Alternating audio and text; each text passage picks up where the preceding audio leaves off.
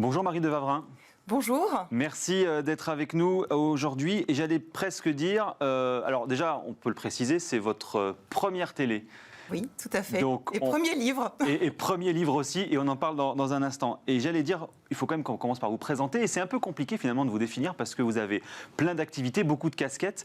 Alors vous allez faire un petit peu mon job justement, si vous deviez vous présenter, qu'est-ce que vous diriez vous ? Alors je dirais qu'il y a un fil conducteur, c'est l'engagement autour de la transition agricole et alimentaire, de l'impact des habitudes de vie sur la santé. Je travaille depuis plusieurs années avec des fondations qui travaillent beaucoup sur sensibiliser un large public aux enjeux de l'alimentation santé, de l'alimentation durable.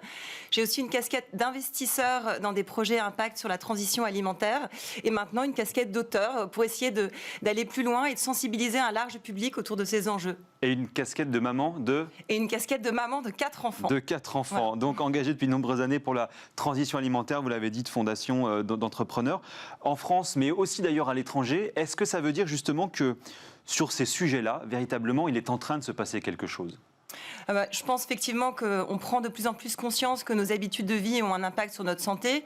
C'est Pasteur qui disait « le microbe n'est rien, le terrain est tout ». Et donc on voit bien que nos habitudes de vie, elles peuvent agir effectivement en changeant notre terrain et en nous rendant plus ou moins vulnérables au virus et en rendant notre immunité plus ou moins forte. Et on l'a vu encore avec les mois qui viennent de s'écouler. Donc des sujets à fort impact sociétal, évidemment, on va reparler. Et donc vous signez avec le docteur Edwige Antier votre premier livre, donc c'est sorti le 1er juillet, « Mon enfant en pleine santé, comment booster l'immunité de mes enfants après la crise sanitaire ». Pourquoi c'est un sujet qui, aujourd'hui, là, maintenant, est important ? Alors c'est vrai que depuis une vingtaine d'années, il y a beaucoup de recherches scientifiques sur ce qu'on appelle l'épigénétique. L'épigénétique, c'est au-dessus de la génétique. On a un capital génétique immuable dont on hérite de ses parents.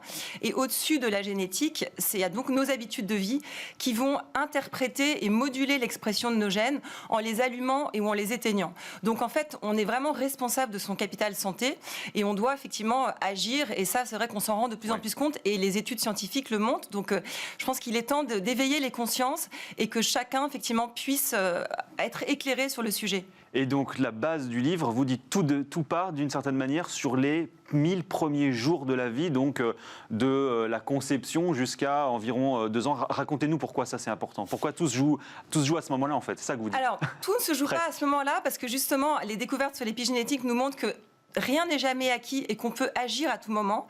Mais effectivement, les 1000 premiers jours de vie, il y a de plus en plus de recherches sur ces 1000 premiers jours qui sont effectivement la période de grossesse et les 2 premières années de l'enfant, où on est particulièrement sensible aux mécanismes épigénétiques, donc particulièrement sensible à l'environnement, aux interactions, à l'alimentation, à la gestion du stress.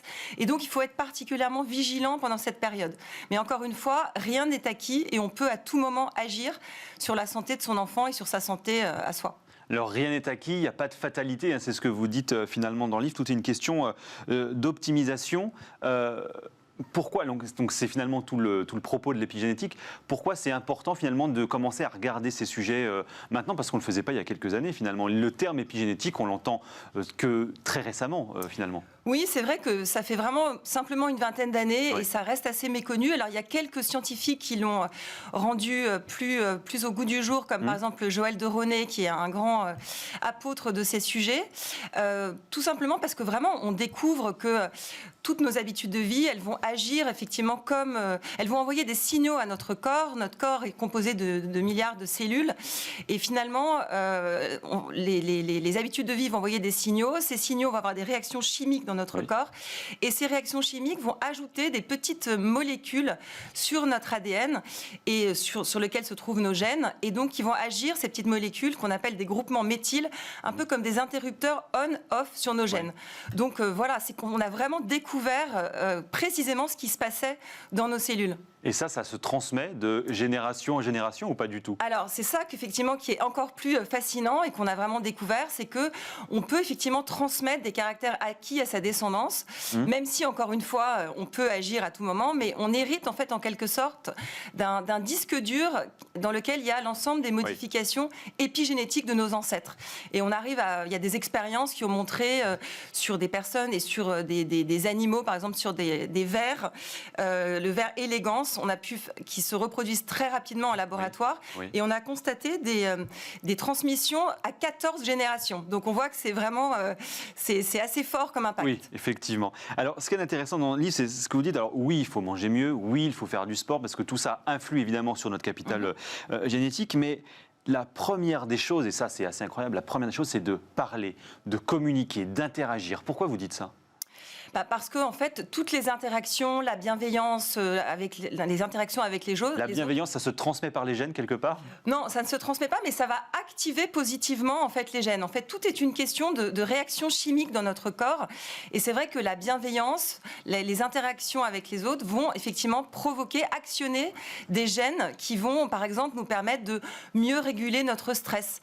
Là, il y a beaucoup d'études fascinantes sur le sujet, qu'on voit effectivement des bébés juste après leur naissance, avec des mamans très maternantes, eh bien, on s'aperçoit que ça va leur permettre d'activer des gènes qui vont leur permettre de mieux réguler leurs hormones du stress.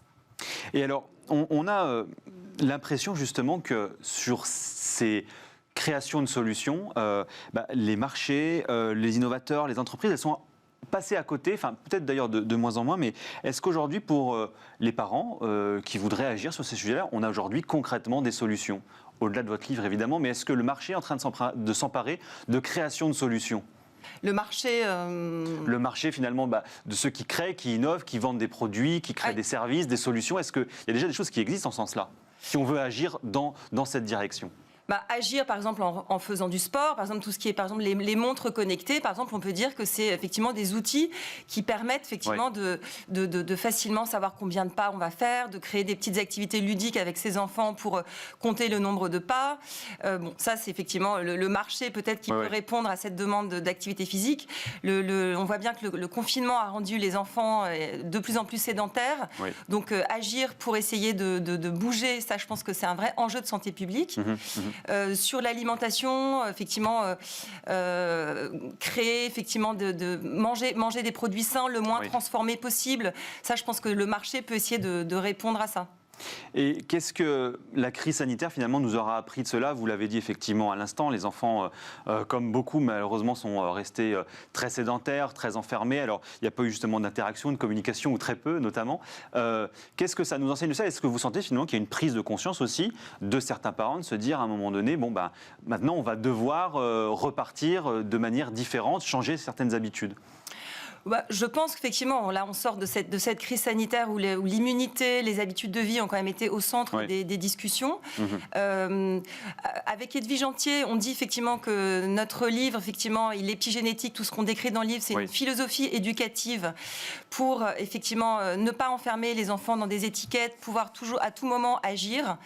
Je dirais que c'est presque pour moi une philosophie de vie, une philosophie de l'action, de pouvoir effectivement se dire qu'on peut agir, ne pas subir et être acteur de sa vie. Je trouve que c'est une jolie philosophie de vie. Une philosophie de vie, et puis il y a quand même aussi un petit peu de science, parce que l'épigénétique, on en est où en termes de stade de découverte, de recherche ? Est-ce qu'on connaît déjà tout aujourd'hui de l'épigénétique, ou est-ce qu'on a encore plein de choses à découvrir ? Non, je pense que c'est vraiment, on est à l'orée de toutes ces recherches. Ça fait une vingtaine d'années, je vous disais qu'il y a ces recherches qui ont lieu, mais je pense qu'on est évidemment, il y a encore énormément de choses à découvrir, et c'est la base d'une médecine préventive, d'une médecine plus holistique, où on prend en compte les habitudes de vie, justement, et ça, je pense qu'on a encore beaucoup de choses à découvrir. Beaucoup de paramètres au-delà, effectivement, simplement du corps. Mon enfant, donc en pleine santé, c'est aux éditions Erol, vous l'avez dit, coécrit avec le docteur Edwige Antier.